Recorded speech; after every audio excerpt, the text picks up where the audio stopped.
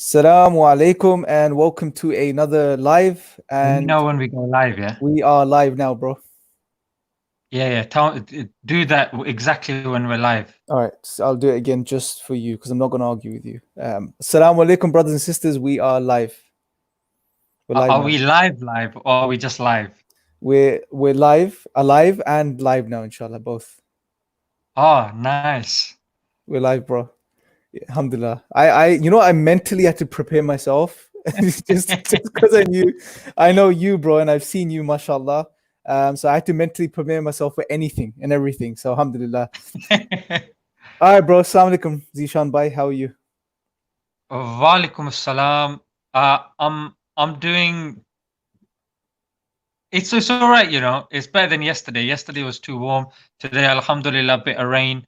You know, I'm feeling a bit more. I'm retaining more of that. But was it sweat and my body temperature's decent Alhamdulillah. as compared to yesterday. Alhamdulillah. That's a bit on the weather, but how's life? How's things?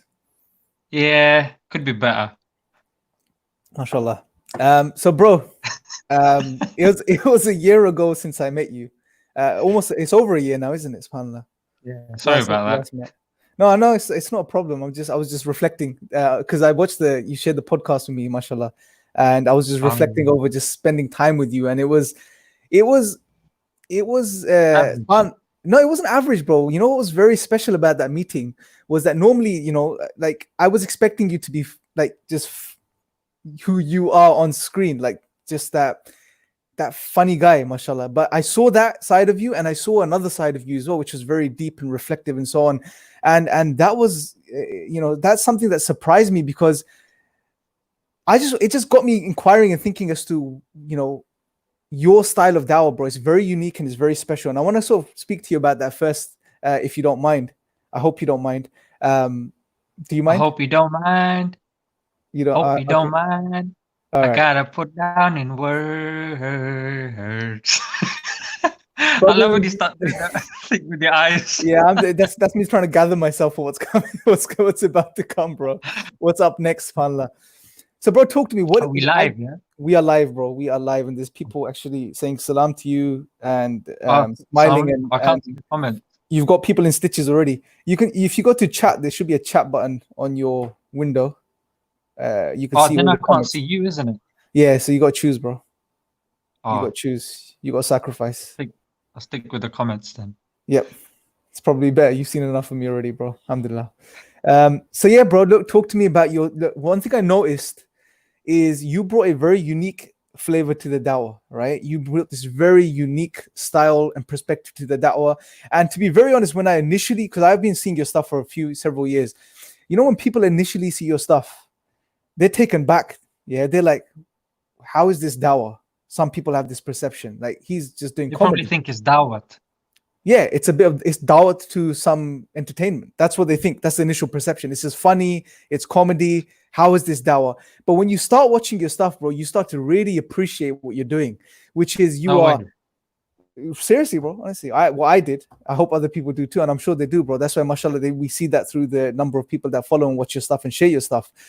You bring this very unique perspective to the dawah, where you bring this light-hearted, lovable, compassionate, funny side to the dawah, bro. Why did you take this approach? To be honest, bro, when it comes to comedy, comedy is something that transcends borders, barriers, and cultures.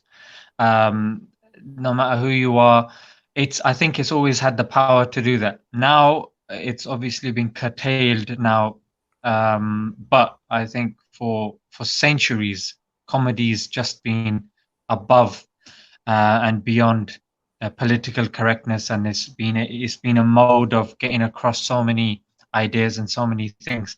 And one example that I like to quote is I remember once one of the comic relief guys went to a remote African village. It had very little technology and all of that stuff. And when they went there, they could see the tribe. They were huddled around something. Yeah, and bear in mind this is in the desert. Very little just anything, very poor people.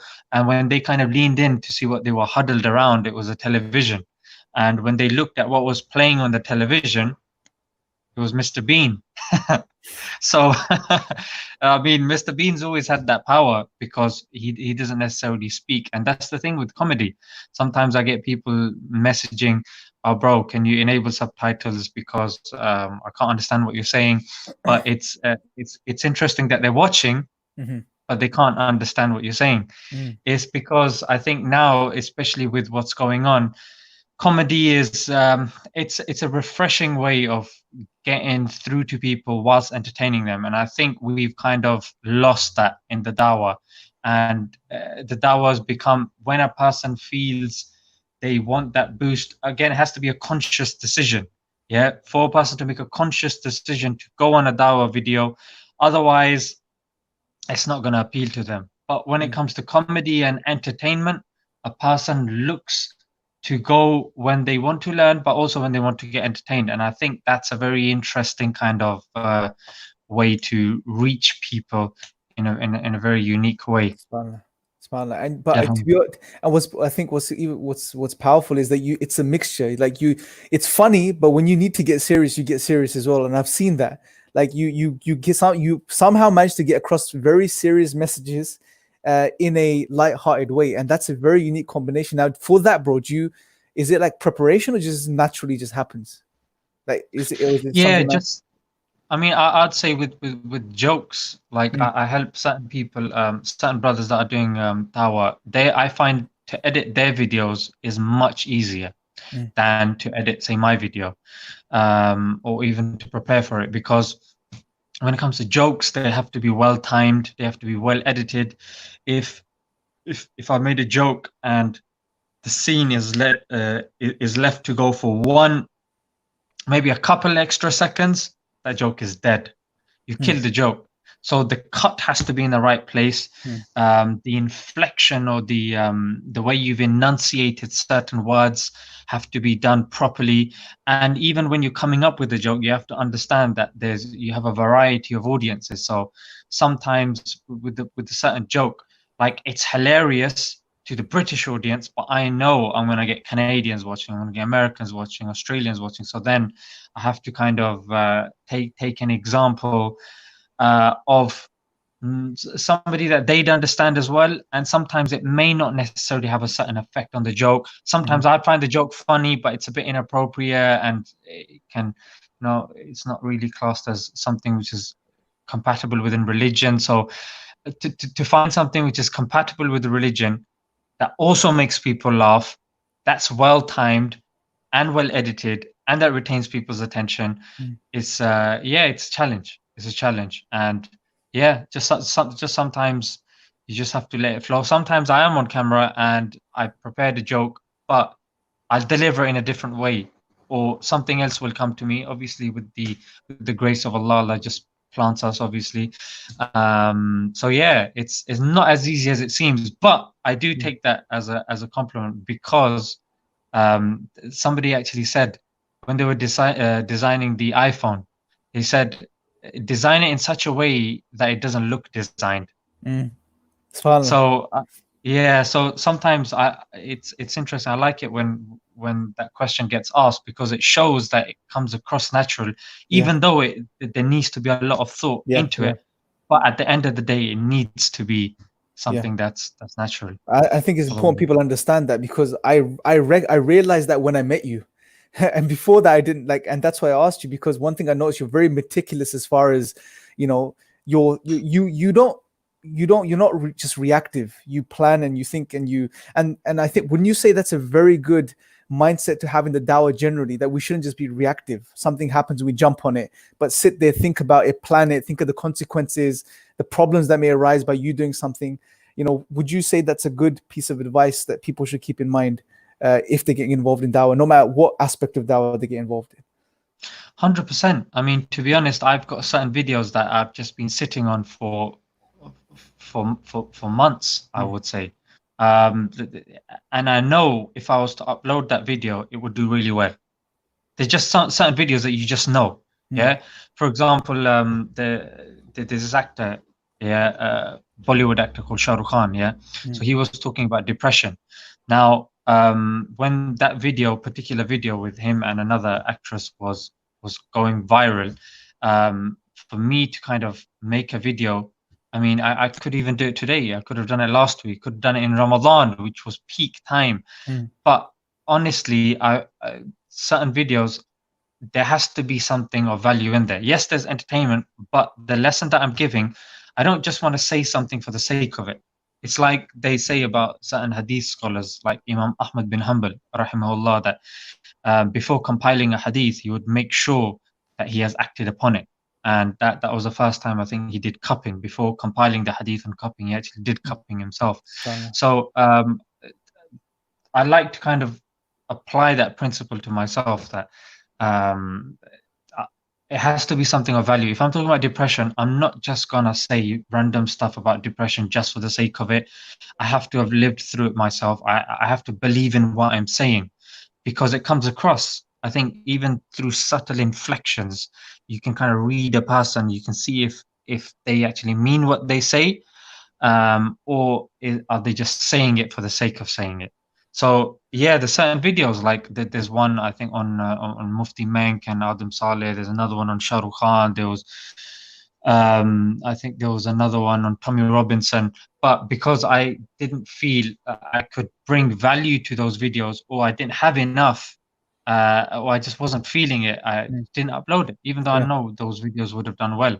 Mm. But yeah, just sometimes you have to make sure. Yeah. And I think even the Mufti Menk one, when that whole drama happened, that video I think got over 300K, alhamdulillah. Allah. But I delayed uploading it. There are a few other people, they'd uploaded their ones quicker, Yeah. but there was one thing that I really wanted to put across, and that it was sitting with me for a while, and that was akhlaq. Yeah, I just couldn't find a video that I felt could get the message across of good character and manners, yeah, without it seeming like a misfit.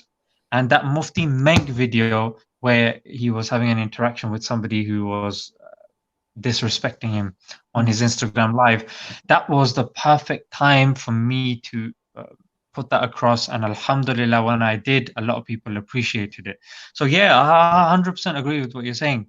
Um, there needs to be more kind of thought and spirituality behind why you're doing it, or I mean intention, Yeah. because all of that is wrapped around that intention. The intention's not there, yeah, it may get views, but I mean, what's the quality of those views, Mm. isn't it? Yeah, absolutely, bro. And that brings me to the next thing I wanted to ask you. So look, number one, you've taken a very novel approach to the Dawah, especially online. Yeah. Number two, you don't jump upon everything. You think things through. You look at the value of something from an Islamic perspective. Number three, you've been. I was going to get to a very serious point, and you just had to drop that one. You can carry on, bro. Yeah, Remove whatever you need to remove, and then. it's a bad habit of mine. When things are getting too serious, Yeah, I have to do something silly. you can carry on, bro, if you want to finish that No, particular. I'll just do it when you're talking again, isn't Okay, it? all right, okay. So the second the third thing was that the thing that's impressed me the most about your channel, and I've been following it, is consistency. And we spoke about this last time. So look how you've managed these three things: a novel approach in the Dawah, being very careful and thoughtful, and if you like, responsible with what you put out, and consistency. What keeps you going other than moving your finger towards your nose? And is it, unless you're giving us a little signal as to an insight into what keeps you going, clearing out your What keeps sinuses? me going to the thing is, that's actually a very deep question, but with I think many reasons. Mm. But I think the period that I kind of remember is my childhood, and this is where you need to get the a cappella cover of violins playing, because I just lived with my mother and nobody else. Things would get rather lonely, and when things get rather lonely, your mind starts becoming creative. Mm. Because I didn't have siblings, no father, didn't even have a TV, so I'd be more kind of creative. But because I was by myself, I'd kind of lean over, and my neighbor's son would be playing football with his father, and sometimes I would kind of look and stuff, and I just remember that particular period where I would, and then they would kind of look up, because it's weird when you're playing and someone's just watching you, isn't it? But they didn't know why I was watching them. That was kind of like my TV. So I would then just be playing in my room, and just sometimes I'd just be sitting and I'd be like, "Wow, so this is so pathetic. Like my existence is being wasted, honestly. Like I wish my existence could be put to better use."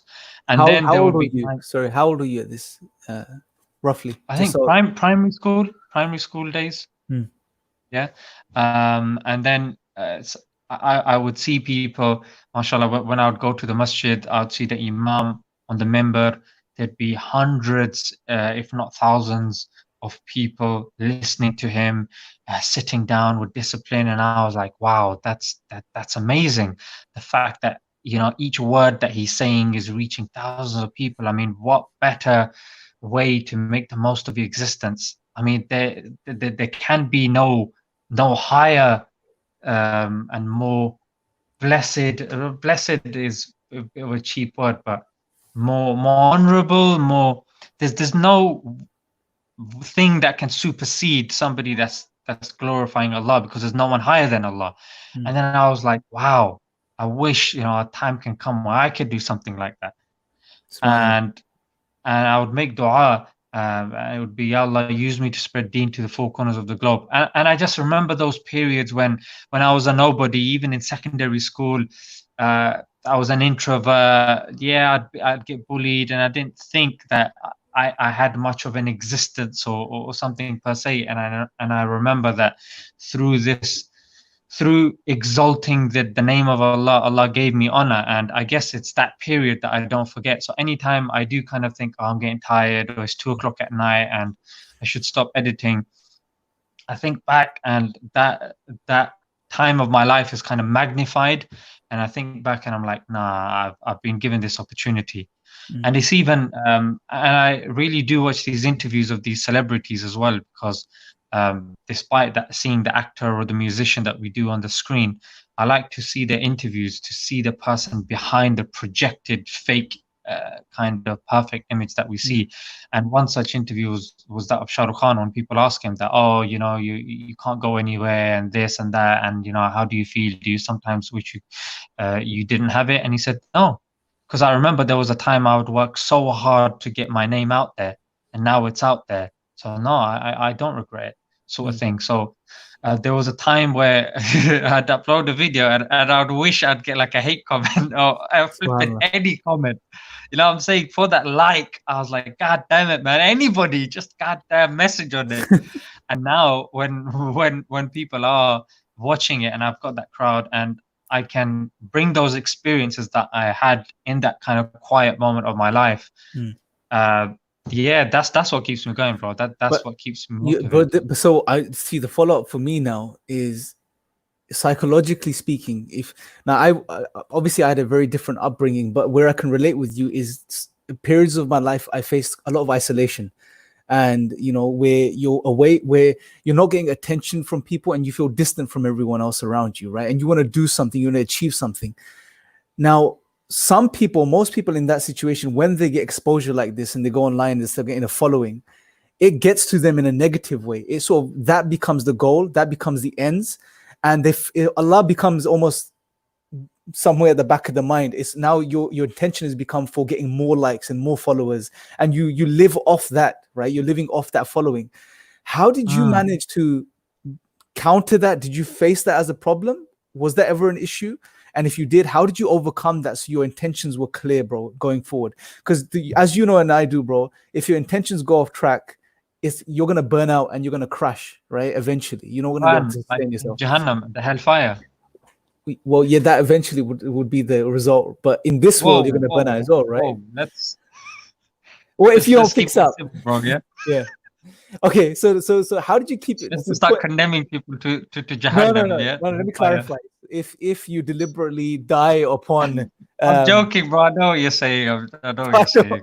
Yes, man. Okay, so go and talk to me, bro. How did you manage to sort of keep yourself afloat and not fall off? off the side. Off the ledge and land to the hellfire. The metaphorical hellfire of this world. Yeah. Well, to be honest, bro, it was a point that I said that when I would see the imam on the member, and it was, I guess, my understanding of fame, which was that there's no amount of fame that can supersede promoting the oneness of Allah. It may sound cliche, it may sound cheesy, but that's the bottom line. Like, when you see Shah Rukh Khan, I mean, what is he promoting in his movies? He's promoting an inappropriate relationship, and you see these actors, they're promoting a fake narrative, a fake plot of a superhero. Yeah, they don't exist. They give no value to somebody in their daily life, or very little value. So I guess when I would see that, and when I started practicing, then I had respect for scholars. I could see that they were not very effective in reaching the people, and that's where I saw videos that were comedy based were doing well. So I guess because of that, that was my main intention. It was to get that same message that I had benefited from the scholars. And I would say that before somebody's getting into the Dawa, you need to have a period where you just spending it with scholars, and just your early years. If I could give advice to the youngsters in the early years, I would just say 2 words. So shut up. Can you give some tafsir in regards to those 2 words as well, bro? What you mean?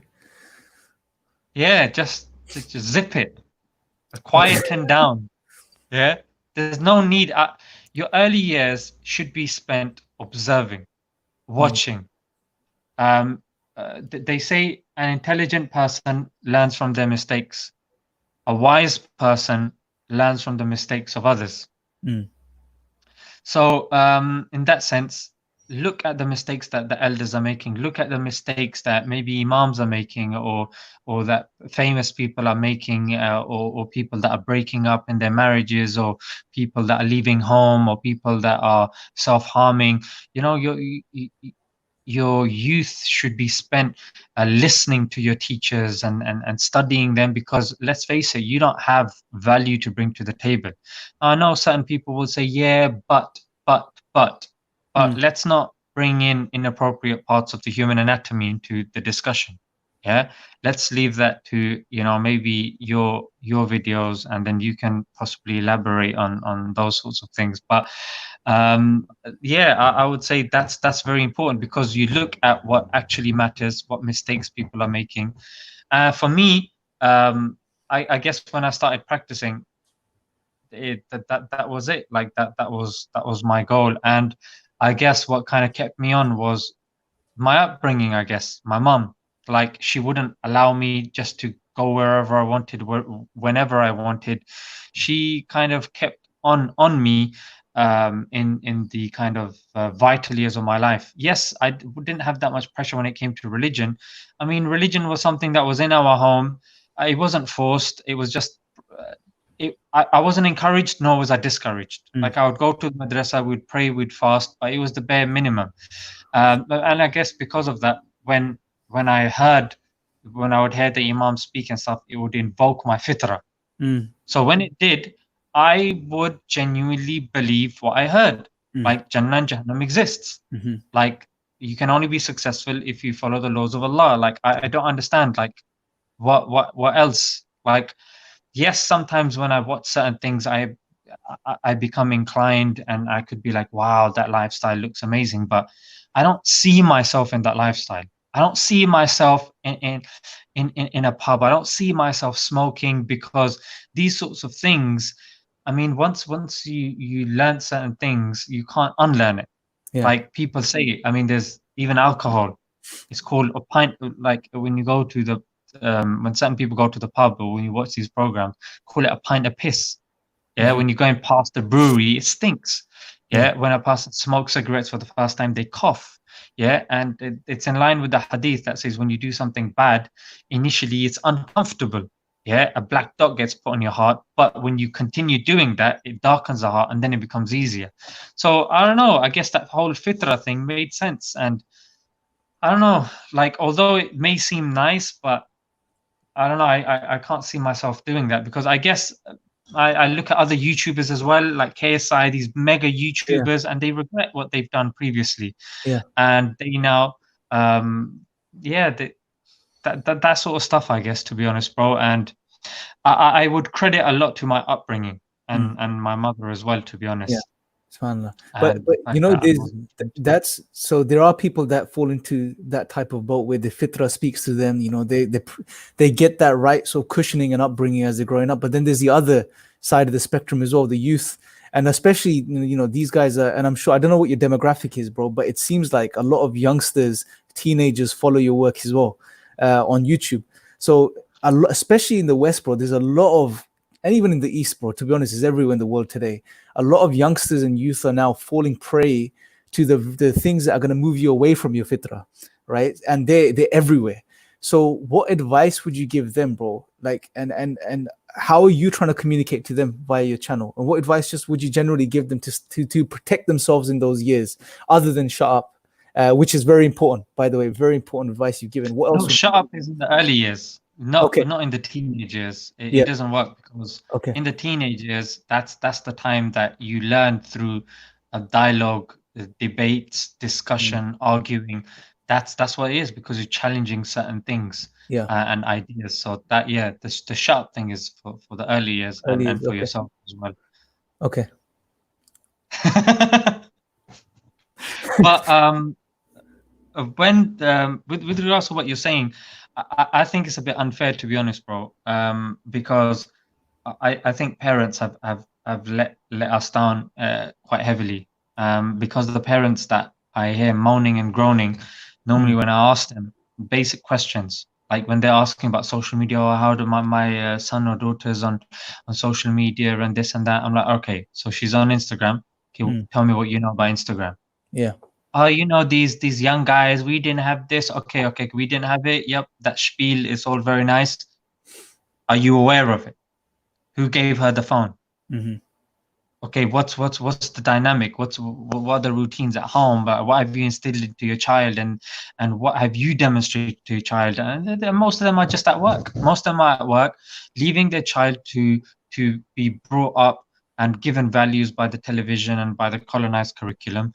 So there's a lot that's done, and then it's then left up to channels like myself, and I have to undo that.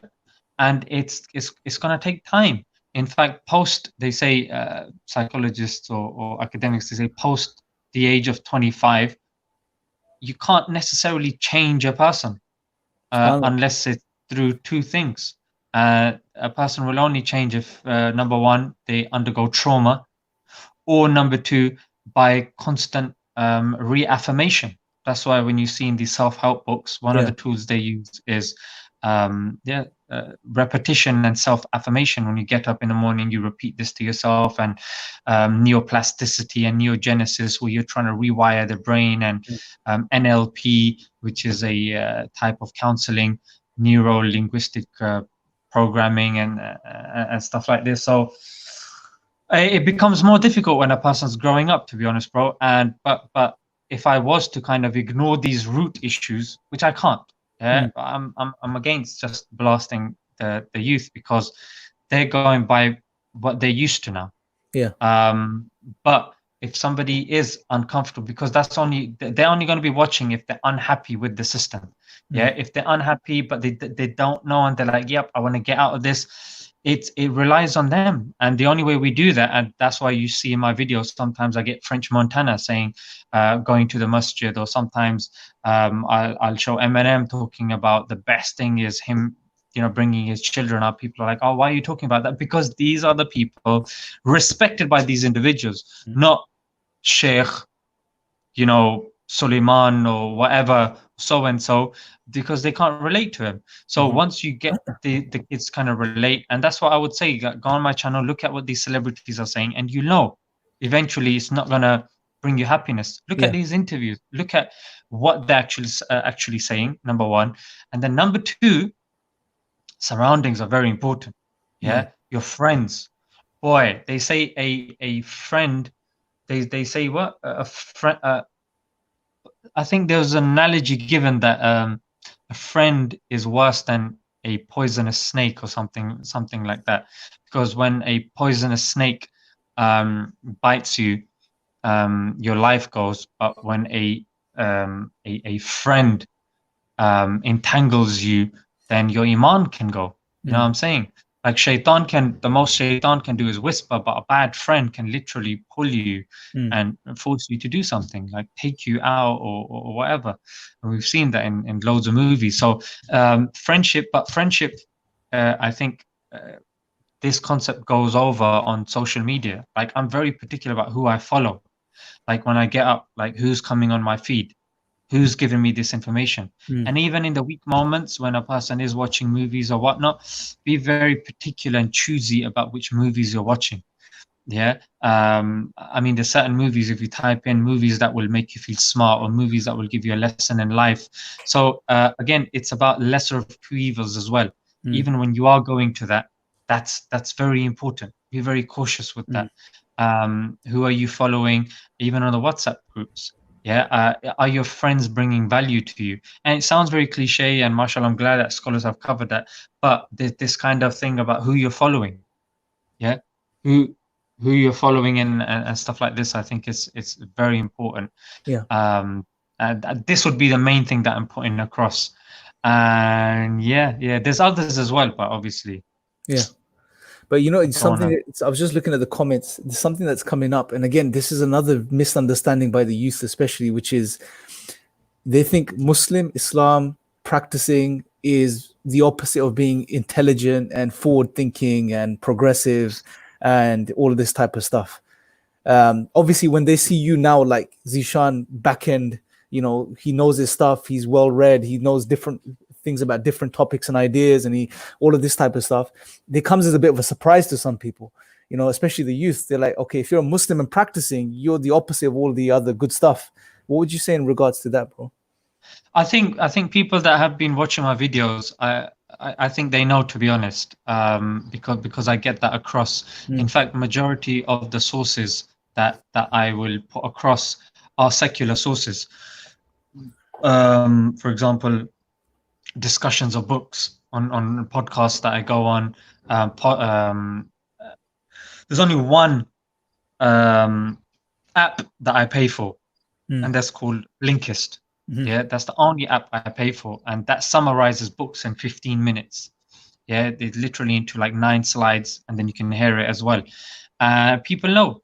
I think it's a bit obvious because I talk about current affairs, and Mm. I mean current affairs and someone that's practicing already. I think that whole notion is broken because I'd say majority of the content for the last couple of years has been exactly this. Mm.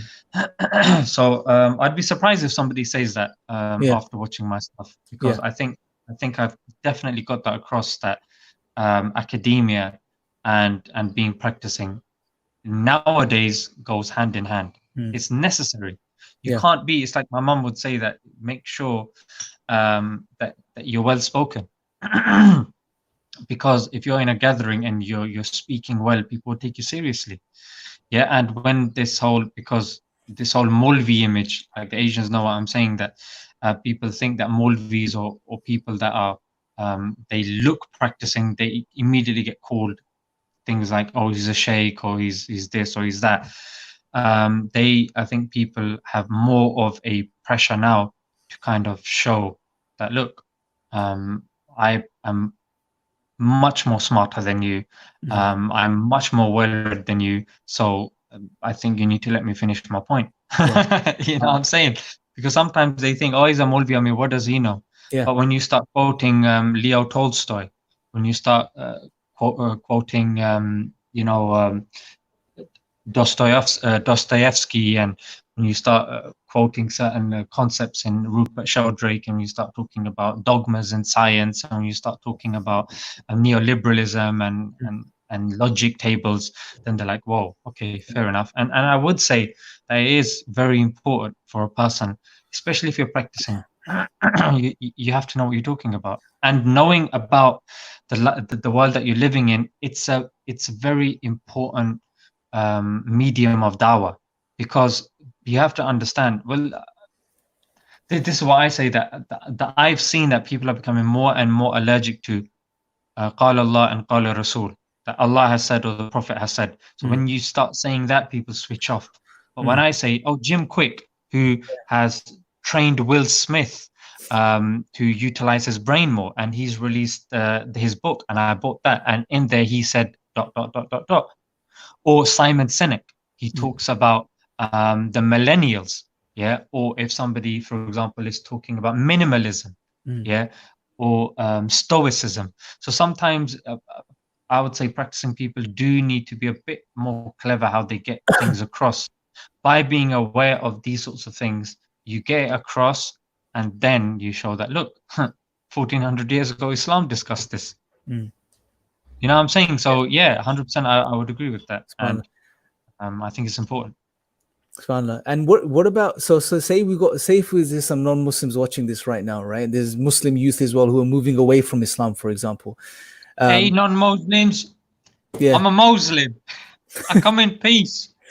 Alhamdulillah. Alhamdulillah, bro. I don't have a Moslemic ray gun. Sorry. Praise the Lord. Alhamdulillah. All right, bro. Talk to them, bro.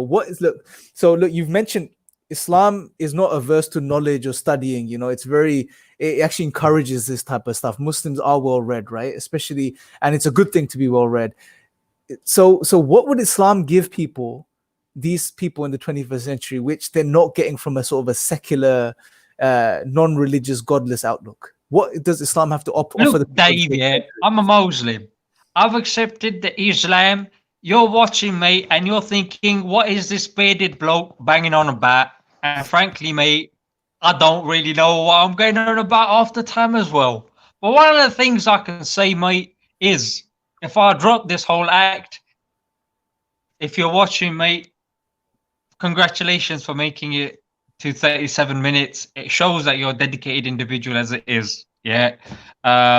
Because frankly, the way the media is, and the kind of rhetoric that's put out there, I think you're a very special individual. If you've made it into 37 minutes listening to two bearded Muslims banging on about nonsense, frankly, mate, I respect you. Yeah, and you are somebody that is a critical thinker. You're giving people a chance, and I think that's really brilliant, mate. But I would say to you, I'm not going to come up with this. It's like Christopher Hitchens is a very famous atheist. His brother Peter Hitchens was asked, "Oh, so what argument was it that kind of convinced you?"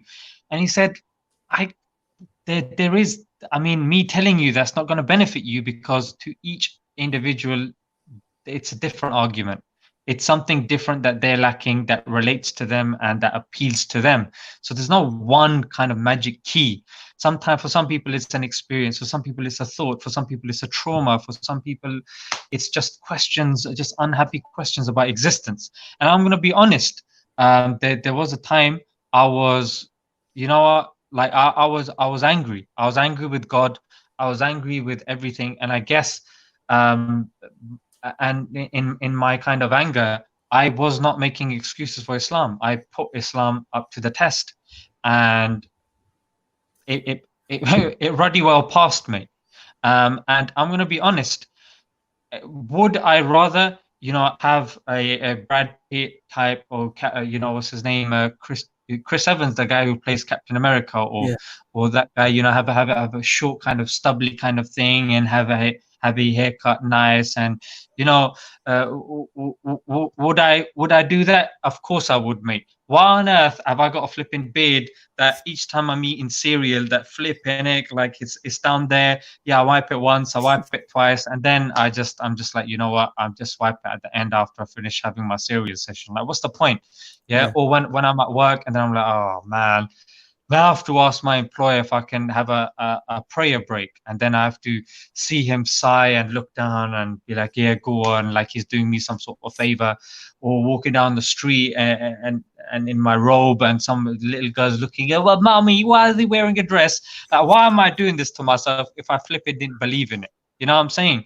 Like, I'm born and bred in the UK, yeah? Kingsmill, Warburton, yeah, any bread, that's me, mate, yeah? Born, bred, eggs, flipping, tea, the whole shebang, beans on the side, all of it, mate, yeah? Uh, and I've seen the best that the secular society has to offer, yeah? Mm. That this lifestyle has to offer. But yet, I'm still going for this lifestyle that is being battered on the news. I mean, the fact that Islam still is relevant, the fact that Islam is still getting so much literature printed against it and people are working so hard against it, is evidence that there must be something in. There's definitely something in it that is pushing the wrong buttons for the elite or people that want control. Mm. That's very important. And number two, if any other lifestyle made sense, trust me, I'd be on it.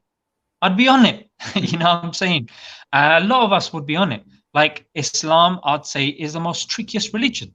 Yeah, it's tricky because flipping it, other religions, once a week you do something, you dress what you want, you Yeah. flipping. There's more kind of freedom, there's openness. Islam, nah, mate, 5 times a day you gotta pray. You can't eat this, you can't eat that. Flipping, you have to. I mean, it has to bloody make sense for you to, subscribe to that way of life. Frankly, you know what I'm saying? When I get up in the morning, flipping heck, 4:30 in the morning, yeah, I'm just, my dream has been interrupted or nightmare or whatever, having to go do wudu, wash my face, and stand and start reciting Arabic and bowing down, uh, flipping 4:30 in the morning. And I've got flipping work, yeah, at flipping 8:30. Again, I have to try fall asleep. It's mad. Like, why am I doing this if it doesn't make sense? That's what I'm saying. I'm also seeing, Dave, what you're seeing, yeah, in the news. But the only difference is that when I see that sort of stuff, I'm like, that don't make sense. Mm. I'll give you an example. Last week, the Reading attack. People are going mad on social media. The Muslim, da da da. I just take some time out, just go through um, different types of media, and then I see that four tabloids have said he wasn't even a Muslim. You know what I'm saying? The Glasgow attack happens yesterday. Everyone's like, Muslim, kick him out, kick him in the crotch, get him in a headlock, shoot them with their own Islamic ray gun. Like, okay, let's have a look. Okay, the police have just released a story. Have just released a tweet saying we're not treating it as a terror attack. Mm. Yeah, the point that I'm trying to say is that you've got to be more nuanced. Yeah. And even with these things, when a person looks into it, oh, ISIS, mate, ISIS. Listen to what Obama's saying about ISIS. Obama says, were it not for our invasion of Iraq, there would be no ISIS. Mm. You know what I'm saying? When you look into this stuff, like in what was going on in the 1900s, you look at the book by Secret Affairs of Mark Curtis. Again, a lot of these things, if a person just picks up a bit of literature on geopolitics, you would realize that the news is kind of going on. Even Manufacturing Consent by Noam Chomsky. These are not Muslim authors. Yeah, there's a lot of solid literature, even Sageman and Pape, terrorism experts. Because let's face it, this is the main reason that people are put off religion. Yeah, well, Islam in particular. If a person just says, you know what, let me take a couple of days and let me just look at the other side, and let me look at these counterterrorism experts like Sageman, like Pape. Let me look at what MI5 says about this to source, what Karen Armstrong has said. And then you'll come to know that, you know what, something's not right. And that's the thing, because I was born in the 9/11 generation, and I was like, flipping heck, maybe it is Islam, mate. I switch on the BBC, Islam, Islam, Islam. I go to school, hey, it's bin Laden, this, bin Laden, that. And even when I'd see my mum's friends, we'd meet them, and I had a beard. It's like, oh, your son looks like Taliban. Son looks like bin Laden, Al Qaeda. Like that would genuinely upset me. I'd go to Pakistan and and stuff, and family would say, your beard's too long, mate. You got to shorten it. If you're gonna find someone to get married to, you got to shorten it, mate. So the thing is, when you look into Islam, unadulterated, distant from culture and the bias of the media narrative and the colonized curriculum, you realize one thing, mate. There is none worthy of worship besides Allah. SubhanAllah. Muhammad, peace be upon him, is his messenger, mate. SubhanAllah. Subhanallah, bro. Amazing, mashallah. May Allah bless you, bro. But listen, let me ask you on that. You just mentioned that there is none worthy of worship I except didn't say Allah. blinker, I said blinkist. Blinkist. Yeah, Um, yeah, Blinkist. Sorry, blinkist. yeah. I was Blinker is something you put on a horse, mate. the God reason damn it, man. I put that up, Zeeshan, because someone was asking about your research methods, right? So you mentioned already, and someone responded by saying the Blinkist app. Yeah, Anything yeah, else? I use the Blinkist app, but Yeah, Twitter. I follow Twitter is brilliant because what you do, you just go on quickly, go on Twitter, you look at what's trending, yeah, and then you get loads of people coming up. And I follow certain journalists on Twitter. I mean, people can go on my Twitter account and just look at who I'm following and just follow those guys. That will be a good start. Yeah, yeah. Twitter is ruddy brilliant when it comes to finding stuff out quickly and Mm. accurately, and you get like a holistic image coming up on your feed. And yeah, like you said, Blinkist is also very good as well, mate. So, bro, on that, before I ask you the other question about the Shahada that you mentioned, um, your studies personally, like, what do you do for yourself, bro? Like, so we know what you study as far as content wise and learning about what's going on in the world. What about Islamically? Are you studying anything particular? What would you advise Muslims that are turning back to the Deen, as far as, because many Muslims even today, they pick up a translation of the Quran and they're like, whoa, what's going on here? I don't get it, and they very quickly put it aside. What would you advise them as far as basic sources they can turn to right now if they want to turn? I think self-study requires a lot of discipline. Mm, And if a person's watching and they're saying, um, and they're still interested in this question, it means you tried self-study and it hasn't worked. mm, So for you, it would be best to see what's going on in your local mosque. Every mosque has at least something going on once a week. Yeah, if not, I would say get a few friends together and go to maybe a mosque in your borough, yeah, mm, or in your area, yeah, or in your city, yeah, once a week or once a month, yeah. That's why I even used to have, I think I had a vlog where I vlogged just me and a friend just going to a lecture, mm, yeah, and just having bants in the car and then coming back and just having bants as well.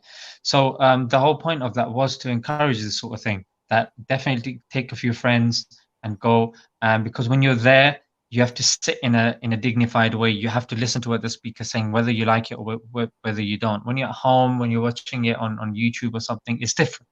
yeah. Yeah, so it's not the same. So I would definitely say make it a regular habit of going to your local mosque. Mm, Or if something's not organized, organize something. Get the imam, request, because I'm going to be honest, I've sat with the imams, and most often some mosques don't have this sort of stuff because when they do make the effort of getting it started, people don't come. So if mm, you go to your imam and you say, look, if you start something every Fridays, 7 o'clock, yeah. um, I'll bring 7, 8 people. So, Mm, I mean, that's you're doing something practically. That's the first thing I would say.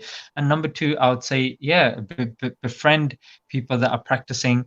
Go to their house, take them out, travel with them. I would have certain friends, and we would do that. And that's, I think, that's the way the back in the days people would benefit, and that they would just be in the company of people because that's the best way to mm, learn from the characteristics, to learn from the mannerisms of ulama. Like I remember that anytime a guest comes, like now I'm in a habit, like I try to serve them as quick as possible. That's because one of the big shuyukh of the UK, as soon as we went to his house, mm. like the guest room is on the right, the kitchen is on the left. As soon as he told us and directed us towards there, he didn't sit down. He went straight to the kitchen, brought a tray over, sat down. And when I saw that, I was really taken aback by that. And even like did this concept back in the days of being on a long journey and just going to a service station and just praying there was something that was alien to me Mm, until I started traveling um, with a scholar, and then I was like, whoa, like this, it makes it seem so natural, mm, like you're with them. And that's when I found about sealskin socks uh, and stuff like that. And so there are stuff that you kind of do learn from mannerisms of people. When it comes to books and stuff, just start with the basics, to be yeah. honest. And I would say if you are in the gatherings of people, you need to ask yourself, if you're leaving that gathering, Mm, say, has my iman increased and has my love of the ummah increased? The answer is yes. Then carry on going to those gatherings. Yeah. If you leave that gathering and you start hating and you're like, that person doesn't believe this or that person that, and if sectarianism and differences are magnified in your heart and your iman is not affected, you're sitting in the wrong circle. Sometimes that's what happens. People with the loud voices, people go to them and they get intimidated with their aggression, and sometimes they start hating other people and labeling other people, and I think that can also do harm, and that can eventually take you off the religion as well. So Bro. just a few So, things bro, else. so let me just pick your brain on that whole sectarian issue. Now, what's your take on the whole bringing it to social media, bro? Because I know it's doing a lot of damage, one to Muslims and to non-Muslims as well. Because for Muslims, they think, look at this, they're arguing over some of the most petty things and putting it out there. I just don't have time for this. And non-Muslims are looking in, and you can get non-Muslims that are really interested in the question of God and purpose of life and all this type of stuff. They look at Islam and they're like, and there's this dissonance now. On one end, they're thinking these guys are claiming that they follow the religion sent by the creator of the heavens and the earth, and on the other end, they're sitting, side by side and arguing and almost ripping each other's heads off on the most trivial things. So, what's your take on this whole sectarian thing, especially bringing it online? Obviously, there's a space for disagreement and having your opinion and discussing it with other and dealing with it. But what's your take on it, bringing it on social media and I think as per non-Muslims seeing it, I think this again shows the glory of our faith, to be honest, that Islam is such an amazing religion that even the nuances get people, mashallah, passionate, and get people, and we have an entire tradition, an entire scholarship behind these sorts of aspects as well. So that should, I think, exemplify the kind of purity of Islam, that nobody can come and just start waffling and speaking nonsense without somebody calling them up on it. Now, that being said, there does need to be certain platforms, and there needs to be, especially nowadays, I think, with the rise of Islamophobia and with the rise of people bunching all Muslims in one kind of basket, I think people do need to be a bit more clever about this and just prioritize things. Now, if you disagree with somebody or whatnot, then hold like a group Zoom or something or whatnot. Bringing it online, sometimes it's not the best because of the reasons that you stated. Because I think now I think priority should be to show people the reality of Islam, the aspects of the Islam that are not being promoted by the mainstream. That's number one. And number two, answering the misconceptions of the people that are further being magnified. So to be talking about these sorts of issues, especially people that non-Muslims or atheists look up to, I don't think they should be bringing it to their platforms, to be honest. I do understand that they have their kind of reasoning behind it and whatnot, but I don't think it's sensible. And I'm not just saying it, I have told them to their face, point blank, and they agree. And they agree as well. But I guess it just depends on sort of people that are around you, the sort of people that are advising you. But yeah, it doesn't make sense, especially in this day and age. But one of the points that you mentioned about practicing, there's one thing that I want to get across. If somebody has made it to this thing, if somebody says, "Oh, brother, how do I become practicing?" I wouldn't give the whole kind of Islamic spiel. I'll leave that to the scholars and the people of knowledge. I would say two things. Number one, make sure you're educated. And number two, make sure you get a good job. Because if you're not educated, you're going to get a bad job. If you get a bad job, let's just say you're in retail, working morning, evening, like a donkey or a doggo, because they work you like a dog, frankly. Yeah, that's what you do. I'll do this, do that, stand there, stand here, do this, do that, and that's it. When your shift's done, go home, see you again tomorrow.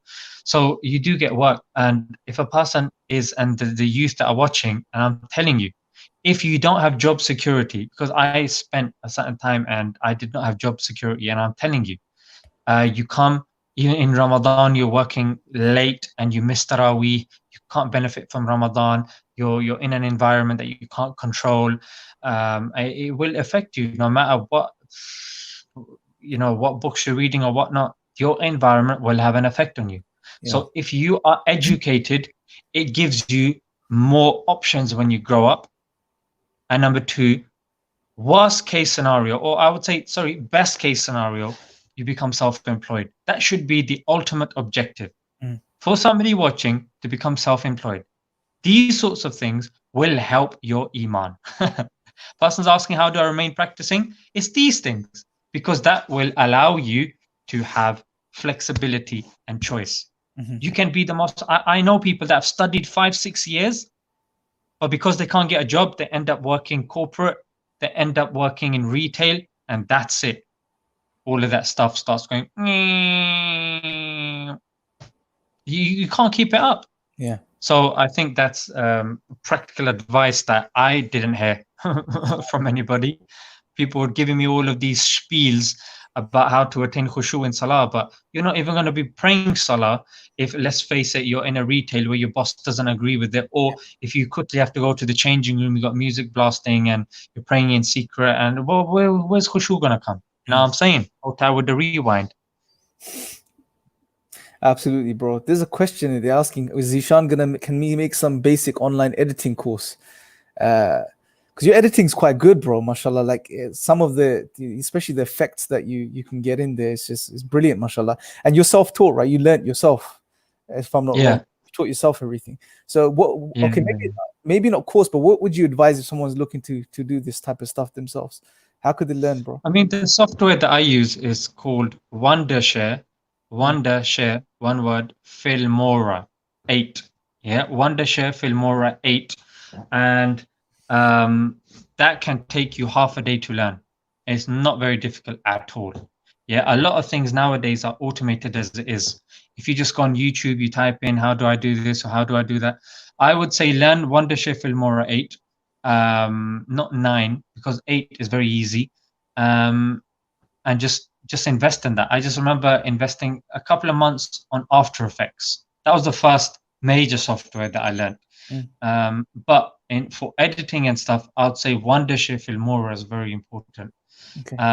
You can learn that in half a day, and then you just look at videos. Like, I'm going to be honest, people can see even now my videos are changing, and there's stuff that I bought last week. Like, I'm constantly adding stuff on it. How do you get blurry background? There's three things, isn't it? Like, you need a decent camera, you need decent lighting, and decent audio. Yeah. Now these are the three main ingredients to get decent videos. When it comes to editing now, do Wondershare Filmora, and you slowly build on that, you'll be fine. You know what I'm saying? But like you said at the start, you got to be consistent. Yeah. And if you're consistent, that's what it is, isn't it? So give us some tips on consistency, bro. Like it's loads of people want to be consistent, but practically it's a very difficult thing to do for many people. What can you sort of advise in regards to that? So from your experience and anything you've gained that's been beneficial in that regard. I think, to be honest, bro, consistency. I think what I would say is it's tied in with why are you doing it in the first place? If that reason is not strong enough, if your drive's not strong enough, it's not going to be there. But to stay consistent, if you do have the drive, what I do regularly is I listen to interviews of these non-Muslims, and I follow these motivational speakers. And when I see them saying, you have to hustle, you have to do this, and respond to each comment and do this and upload and don't care what people are thinking. I have these people coming up on my feed on a regular basis, and I'm watching their interviews on a regular basis, and I'm thinking these are people with no faith, encouraging people to let's face it, just to make money, just to start their business and become entrepreneurs. I'm like, but here we have Jannah and we have Jahannam, and on the regular we see people suffering, and we see our religion taking a hit. And why wouldn't we want to have a platform in which we could get this across to people, and just constantly inputting that, and having to be honest, one of the things, bro, that actually helped me was cutting off friends. Cutting off friends that just leech and that just drain you. Like, you okay, bro?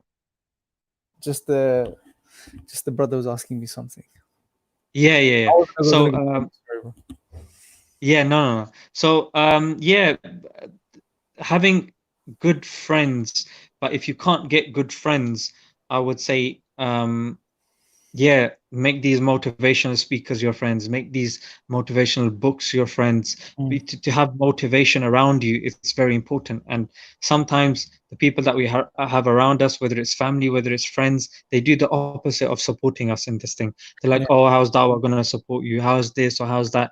But the thing is, you have to learn, or you have to make mistakes, and you have to try things yourself.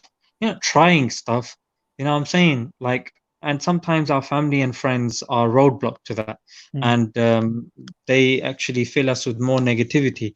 But if you've got somebody that's pushing you no matter what, and it's stuff like this, certain motivational speakers I think are brilliant. yeah, And just, yeah, just cutting off, just cutting off these sorts of friends, negative friends, to be honest, that just suck you dry, constant stream of negativity.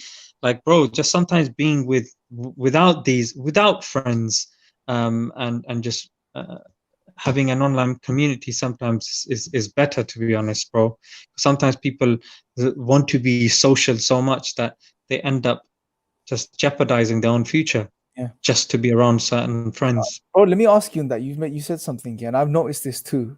You know, you said there's all these non-Muslim motivational speakers. They have nothing to do this for, but you still see them inspiring people, and they're doing some. You know, the loads of people are following them, and they're doing the same. But when it comes to Muslims, I'm not making a general statement, but you just get this feeling that we have everything. Allah's given us the truth, but we still just just still, bro. We don't do anything. We're just lazy and tired and don't want to move and don't want to do stuff. Why do you think this is, bro? Like, I guess it's the impression that we've got of the Dawa, and it's the impression that our parents have given from a small age. Like, uh, the sole reason of us going to school and learning mm, has got a monetary price tag on it. From a small age, mm, we're told if you're not learning, you're not going to get a job. If you don't get a job, then you're going to the kekaoge. You know, people are going to push you. You're going to struggle. You're going to do this. So everything has been linked to money. mm, And from the early years, I mean, obviously, IERA and Peace TV, very new, relatively young organizations. Back in the days, it was shuyukh and scholars, and they'd be in the mosques. And let's face it, madrasa teachers and scholars, they wouldn't get paid that much. And the dawah, if you look at these older books, the front covers look tatty and the quality was quite poor. So it hasn't really been linked to that. Now, from a small age, if success has been linked to money, and in the dawah you don't see that, it just doesn't work. Now it's somewhat changing, because a person can both do dawah and benefit monetarily as well, because certain dawah organizations are in a position now to employ, and because of that the quality of dawah is becoming better. mm, That's why people's kind of attention is becoming more and more better, and because of monetization and Patreon on YouTube, people can actually fund themselves and they don't rely on other people. So I think it's definitely changing, but mm. I do think that the upbringing and the maybe pre this decade understanding of Dawa, the perception that we've had, is what's stunting our growth. Subhanallah. So last question, bro. I don't want to take too much more of your time, but I want to. What's your vision now going forward? Because I was watching your Ilm Feed podcast, and you said some things which were really powerful. Like you wanted to stop at 100,000, you move on to a new project, right? But then you continued. Yeah. I assume you want to carry on, inshallah. So what is your vision now with Smile to Jannah? Like what do you want to do going forward, bro? What do you want to achieve? What I want to achieve, to be honest, bro, is um, something that hasn't been achieved before.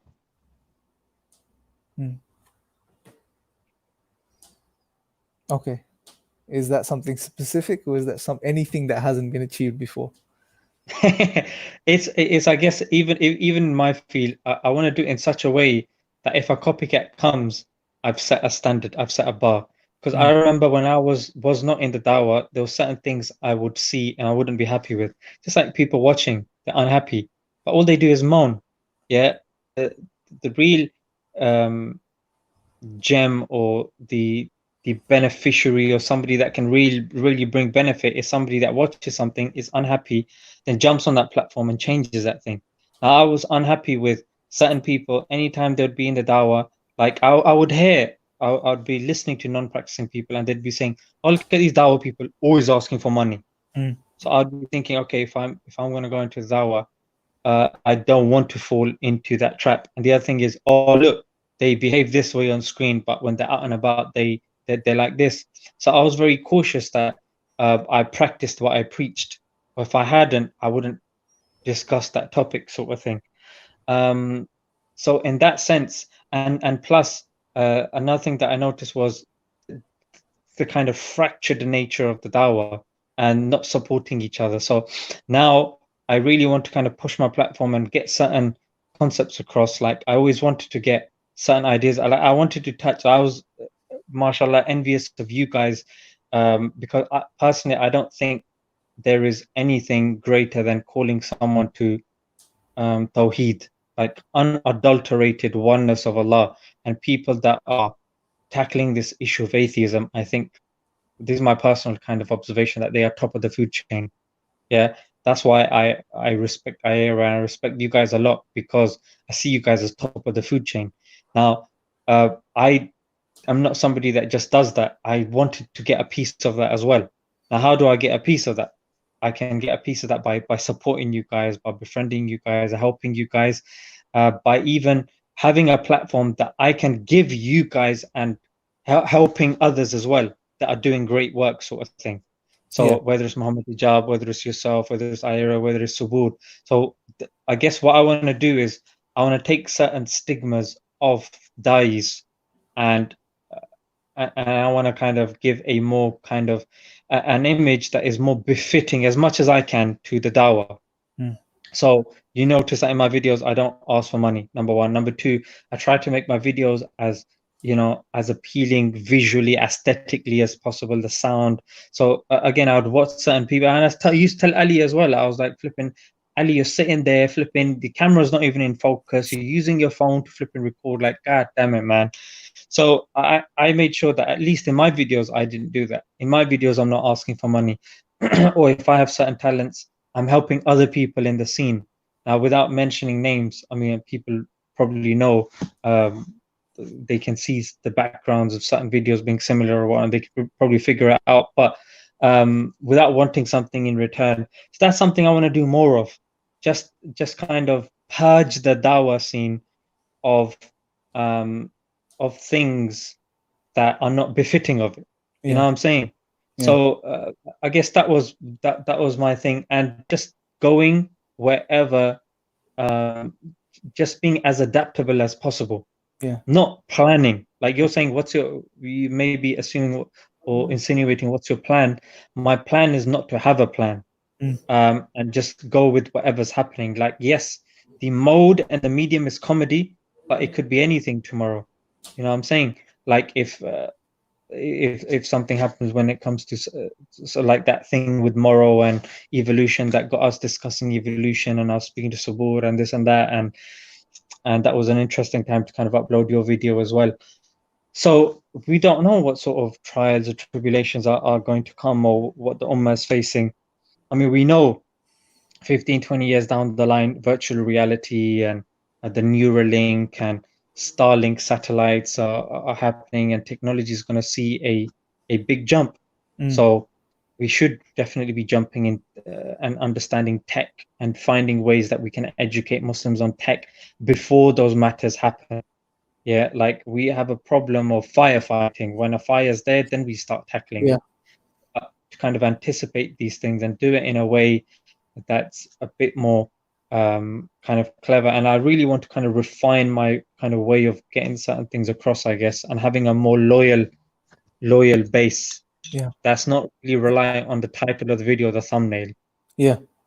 Now, bro, and one thing I've noticed about your channel, may Allah bless you, it's a lesson for everyone, all of us, is one of the things that I really believe is missing amongst the du'at, which you see amongst the missionaries, which you see amongst the atheists, is this unity where we're supporting each other and genuinely supporting each other without without sort of wanting to benefit from that support in some way, shape, or form.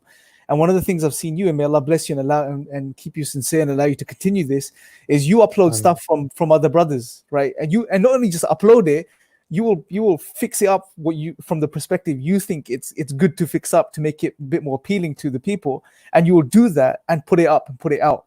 You know, you did that with one of your recent videos on the apostate prophet, I think, and it's a beautiful thing to see, and it's inspiring, bro, because a lot of us don't do this enough.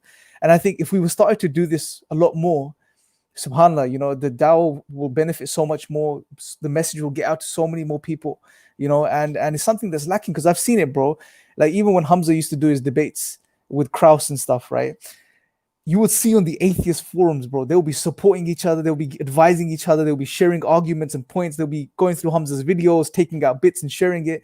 You don't see this amongst the du'at as much, unfortunately, but it's starting to happen. It's very important that more of us do this, and may Allah bless you for this. And it's a very important lesson for people looking to get involved in dawah as well, to not see as an individual thing, because individualism is promoted everywhere in the society we live, bro. And unfortunately, we bring it to the dawah as well, and we should.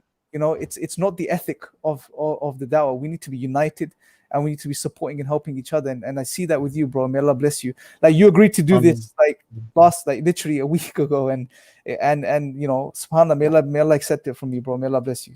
You know, that's all I can say, man. Keep up the amazing work. It's what you're doing is brilliant and it's inspiring. And to be honest, it was one of the things that inspired me to be as consistent as I have been over the last year. And I remember I saying to you that I'm going to, inshallah, be uploading at least once a week. And I have been doing that, alhamdulillah. So, may Allah bless true, you know. I was looking at that as well, and I was like, mashallah, he stuck with his promise, even though that podcast hadn't gone out. But I think you kind of said it to yourself, and I think that's what kind of ties in with the whole discipline thing, isn't it? That once you've kind of made that kind of promise to yourself, like that's it. And I guess discipline, that's the kind of undertone of a lot of these things. That if you want to get something done, it will be discipline. If you want to keep consistent, it'll be discipline. If you kind of want to have a certain ethic or a mindset, again, you'll have to be disciplined. Like, to be honest, bro, shaitan does come to you and be like, oh, you're promoting that person, or you're doing this, or you're doing that. But ultimately speaking, what's the goal? The goal is to get more people practicing. And I think with the desperation of the ummah, with the kind of state that the people are in, like, I know when it comes to atheism and stuff like that, I can't touch you guys. So and in that sense, but also for me to kind of get a share in what you guys are doing, I'm a greedy person. So I'd want to get a share of that. And for me to kind of get that, it's an honor to be getting a share of what you guys are doing. In fact, it's a cheat. Although I'm getting thanked for it, like it's like a cheat that Allah's put in place, that as believers we can do that by supporting Dawa organizations, by supporting brothers. It could be something as small as just hitting the like button, you know what I'm saying, sharing the link, or just leaving a comment which is positive, that will make the person that's made the video feel positive. Or I got somebody that even messaged by saying, Zeeshan, I just want you to know I watched the entire advert at the start of your video. Because even watching the advert, obviously if it's not inappropriate, but stuff like that is a way of supporting the person, or even just retweeting them, or just, these are very small ways that we underestimate. And I guess even in the narrations we're told that the best reflection is that of death, and death actually puts everything in perspective. I think that's very important, whether it's these English literature novelists like Leo Tolstoy and Dostoevsky, or whether it's even these speakers, motivation speakers like Gary Vee, or whether it's the Prophet Sallallahu Alaihi Wasallam. Everybody talks about death, but unfortunately when our scholars do it, people are like, oh, here he goes again.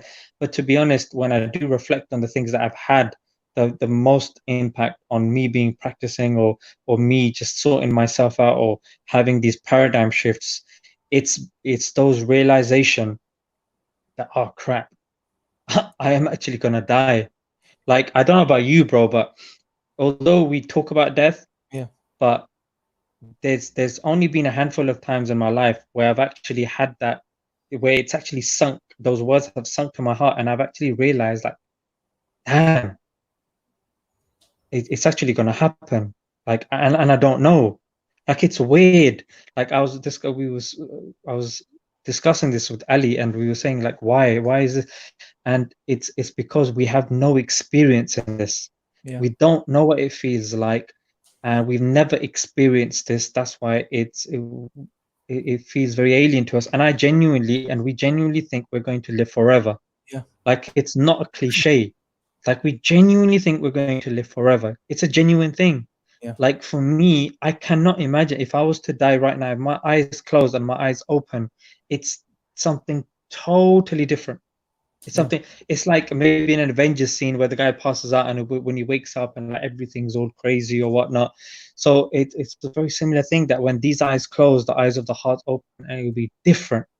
Like, I guess sometimes I I did this exercise where I was doing this with a few people, and one of them actually said, "Bro, can you stop this because it's freaking me out now." And it was just that I was like, "Look, we're sitting here. Imagine now, so and so, you just stop breathing and you drop. And if you right here, like in now, like if we do this exercise right now, bro, like me, if I now just, it goes like that, the phone drops, you're gonna be calling, you're gonna be like, Zeeshan, are you okay? You're gonna be da, da, da. And then if my mom happens to walk past, she's gonna come, you're gonna have to end the live because it goes into unethical means. And I'll speak to some people, and we were in a kind of education environment, and they were a bit younger. And I said, look, if something was to happen to you, these classes would have to move next door. Like, sir, why? Why would you have to move? I was like, because the other students are now going to be affected because you've just died. It can now scar them for life. So we have to move, and we have to now call the ambulance, call the parents, and make sure we do the curtains. And now, like, what's the step? Now we tell your parents come, we go to the hospital, and this is happening, that's happening. Like, this is bringing it to life. And it's very strange. It's very strange. And sometimes this sort of thing puts it in perspective, that if I was going to go, like, I'd want to get a share in atheism. I'd want to get a share in what Muhammad Hijab is doing. I'd want to get a share in what the imams are doing locally. So what you can do is support. Yeah, support these institutions using your money, or just go to your local imam. Okay, what's Sheikh, when you're traveling next, can I just travel with you? You know what I'm saying? Can I just travel with you? Or can I help you with this? Or can I do that? Yeah. Get share in these sorts of things. Be greedy. But death definitely is a motivator. It's been a motivator for me, and yeah, man, it just puts things in What you perspective. said, bro, is like when you add death to the equation and you think about death, because you can be motivated to do all these things, but for the wrong reasons, for worldly reasons. But as soon as you add death to the mix, it shifts that intention. Because now you know death is where everything from a worldly perspective ends. You're not taking any of it with you on the other side. You know, all of that fame and stuff you want from worldly is going to be left behind. But death now gets you to correct your intention from that perspective as well. That, yeah, I still want these things, but I want it so I could take with me to the other side. You know, and like you said, bro, we don't think about it, even though we may think about it, but it's not real most of the time. You know, even yesterday I went to the local shop and there's the ambulances outside and stuff, and the guy told me, he's like, in the local park there's a 23-year-old or something playing football, just died, had a heart attack and died. You know, and you can, you know what I'm saying, bro? That's the thing. It's always someone else. Whether it's Kobe Bryant, or whether it's Junaid Jamshed, or whether it's that Bollywood celebrity, it's always somebody else. Even if it's in our family, oh, it's the auntie, it's the grandfather. It's always somebody else. Yeah, and I guess that's why we get hit with divorces, and we get hit with cancer and stuff like this. And it's such a shock because we think we can never get cancer, or we'll never get divorced, or we'll never die. But when that thing happens, and I guess that's why near-death experiences are so powerful. And there's a story either by Leo Tolstoy and Fyodor Dostoevsky. They're like the top 3-4 English literature novelists of all time. And in one of their novel, I can't remember who it was. I think it's Dostoevsky. Yeah, it's Dostoevsky. His entire novel is based upon one guy who was actually going to get shot by the shooting squad, and he was saying that just before he was getting shot, he could see the spire of the local church, and he was just staring at it, and he just looked at the way the light just reflected off it, and he said it just looked so unique, and he could hear the people and watch the people, and it was just that kind of trying to absorb life, knowing that it was going to end. And there's that saying, it says everybody dies but not everybody lives. And how he lived after, it was very ironically, the book is called Idiot, and the reason is because when he survived that near-death experience, argumentation didn't really matter to him. Everything seemed different. He would study it more, and because of that, his dynamic with other people was different to such a degree that they referred to him as an idiot. So I guess that's what it is, bro. That when you think and when you internalize these things, your understanding of Dawa will be unique. Your interaction with other people will be unique, and that's why, bro, I guess I have internalized some things to such a degree that, bro, sometimes I'll panic, and let's just say I finished up editing a video at 1 o'clock at night. I wouldn't trust myself to make that public in the morning, because I'd be like, I may die and that video may stay private forever. So having that sort of element, I think, in the Dawah or in your daily life does help. Definitely. I don't know. Some people, they might be watching, be like, what's he banging on about? But some people, it might be because these sorts of things only work when I started seeing them in a certain way. And that's when I was like, damn. Like, especially when Ali Banat passed away, and then a couple of weeks ago, the brother Isa. I think because I'm friends with Ali and because it hit Ali a lot, then I was telling Ali that because I hit you a lot, I didn't know Isa, then indirectly it hit me as well. So, and then it does get you thinking, bro. It does. And yeah, you're right, man. Death is, there's a reason why it's been said in hadith to be something that should be pondered upon, and yeah, it's very important. And it's the reason why the world we live in today doesn't want you to think about death and keep you away from thinking about death, right? SubhanAllah. Bro, yeah, man. I'm going to ask you one last question, and I'll let you go because I've kept you for about an hour, 20 minutes. Someone's asked, Uncle Zeeshan, do you have any pets? No, I'm not a big fan of pets, to be honest. I don't find it comfortable keeping them in a locked kind of environment or in this sort of thing. I don't know. It's not something. Even when I go to these zoos or places, yeah, it's nice. You get to see it, but it's uncomfortable. It's just unnatural. I don't know. That's how I feel. Like, I wouldn't want to kind of put them across that. Cat maybe, because with the cat, you know, you can leave the house and it will eventually come back. But it's not. I don't have pets. Do you take exception to the uncle part of the statement? To be honest, bro, with the gray hairs, I think I have to kind of I have to be okay with uncle, as long as he doesn't call me auntie. Maybe just refer to just keep me gender neutral, I guess. Okay, alhamdulillah, bro. Bro, there's so many more things that came to mind that I want to speak to you about. Maybe next time, inshallah. May Allah bless you for this, bro. It's been very, very beneficial. We haven't had the chance to go through all the questions. There's loads of questions about Jordan M, inviting him for a live stream. I don't know who that is. Jordan M? I don't know. Someone kept saying it. A few people actually said it about Jordan M. When are you doing a live stream with him? Jordan M. Yeah, I know Jordan Peterson, but not Jordan M. Maybe Jordan Peterson, bro. Maybe they're referring to him. Yeah. Any last things, bro, you want to say or share or mention before we wrap it up? No, I think we mentioned quite a few important points, like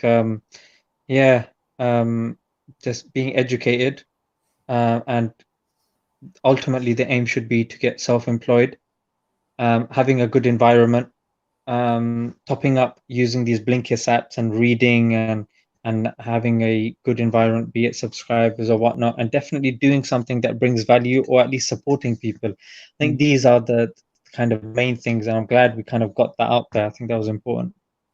Brilliant, bro. Jazakallah khair. Someone actually changed it. They said, forget Uncle, Chacha Zeeshan. Chacha, Hanji. that may be more appealing, bro. Flipping heck, man. All right, bro. You Yeah, go killing on. me inside. Subhanallah. Sorry, bro. Take care. But I'm just trying my best to get a little dig back for all of the pain from all of the jokes. Subhanallah. May Allah bless Nah, you. I'm cool with that. Chacha, uncle, gender neutral uncle. Anything and everything. Alhamdulillah, bro. All right, That's bro. what I'm saying, bro. Alhamdulillah. May Allah bless you, bro. Take it easy. I mean, Jazakallah for this, man. It was nice. It was nice. It was my pleasure, man. May Allah bless you, bro. May Allah bless brothers and sisters, all of you, for coming on and watching. Make sure to share this. And until next time, take care. Assalamu alaikum. Wa alaikum assalam wa rahmatullah.